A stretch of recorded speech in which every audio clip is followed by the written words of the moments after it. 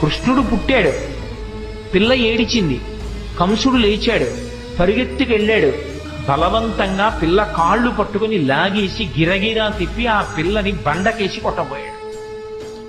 ఆ పిల్ల రాతికి తగలడం మానేసి ఆకాశంలో ఎగిరిపోయి పుష్ప మాలల చేత అలంకరింపబడి దేవతలందరూ ఆమెని సేవిస్తుండగా, ఓరి పిచ్చివాడా, నిన్ను చంపేవాడు నాతో కలిసి వేరొక చోట పుట్టాడు.